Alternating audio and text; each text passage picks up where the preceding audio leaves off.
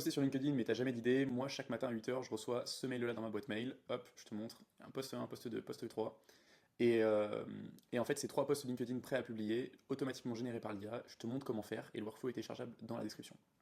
Moi, c'est Pierre-Louis, je dirige eAutomation, une agence d'automatisation du coup pour les équipes commerciales. Aujourd'hui, je te montre comment générer automatiquement trois posts LinkedIn par jour chaque matin. Pourquoi c'est important évidemment?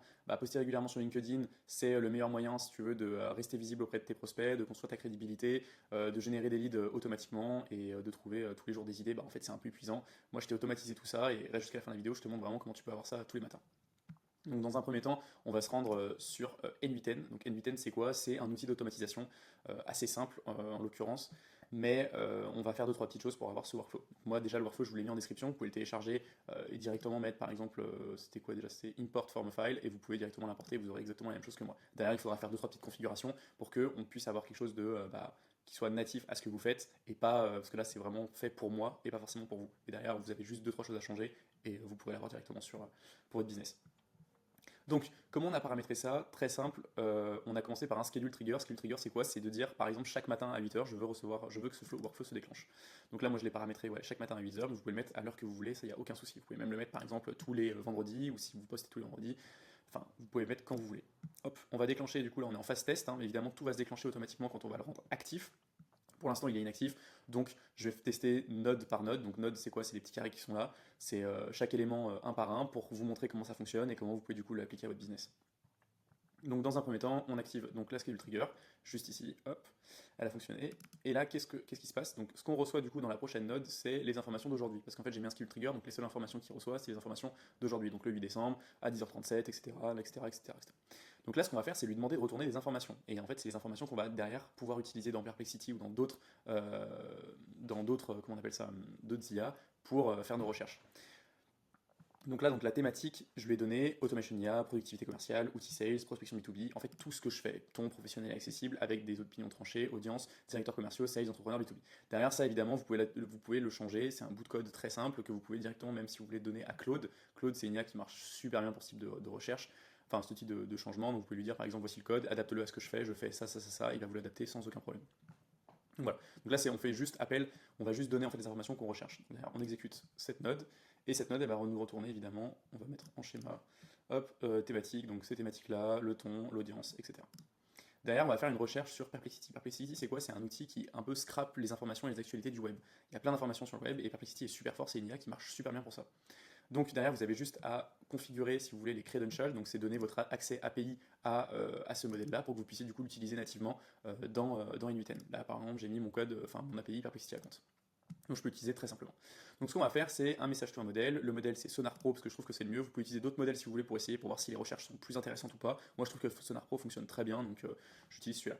D'ailleurs, je vous ai fait du coup directement, il n'y a rien à faire, hein, le, euh, le prompt. Pareil, si vous trouvez qu'il n'est pas adapté à ce que vous faites, tout simplement, vous le copiez-collez, vous le donnez à Claude et vous lui demandez par exemple ou à ChatGPT de l'adapter à ce que vous faites. Derrière, vous allez recevoir le prompt parfait. Les variables seront toujours les mêmes, donc vous n'avez rien à faire. User role, donc ça c'est normal, on le setup comme ça. On lance la recherche.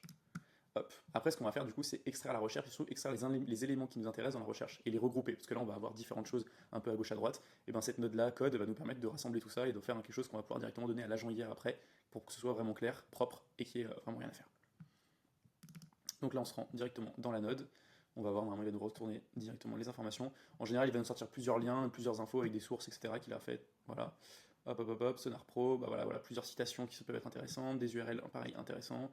Il nous a pris des morceaux qui peuvent être intéressants de chaque chose, vous voyez. Enfin, vous pouvez regarder en détail vraiment ce qu'il a sorti, mais il y a plein de choses intéressantes et en général, ça fonctionne super bien.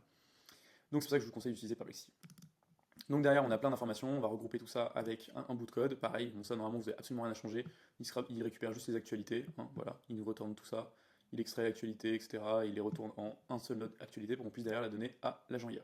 Donc l'agent IA, comment il est configuré? De la même façon que le message là-dessus, on donne un prompt. Donc là, pareil, je lui ai dit que tu es un expert copywriting LinkedIn, d'expérience de 10 ans, etc. Génère 3 posts LinkedIn sur cette actualité. Évidemment, je crois qu'il est un peu adapté à ce que j'ai fait. Bon, derrière, vous pouvez, pareil, comme je vous ai dit la dernière fois, c'est pour les activités un peu commerciales, vous pouvez le copier-coller, le mettre dans Claude et lui dire de l'adapter à ce que vous faites. Derrière, il va l'adapter parfaitement à ce que vous faites. Donc voilà, on a tout ça qui est bon.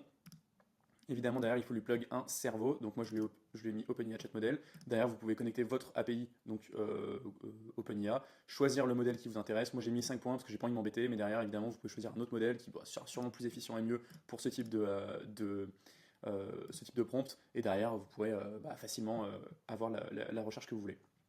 Moi j'ai mis 5 points parce qu'en général c'est le plus intelligent, c'est le dernier, donc forcément il sera un peu meilleur sur les requêtes en général, mais c'est peut-être pas le meilleur, le meilleur. Donc voilà, j'ai lancé la node pour qu'on puisse voir. Là pareil, vous pouvez lui mettre de la mémoire et des tools, il n'y a absolument pas besoin parce que nous on lui a déjà donné les informations juste avant, donc il n'y a rien besoin de faire. Donc voilà, il me sort du coup normalement le post, voilà, les posts LinkedIn et surtout le mail en fait qu'on va recevoir.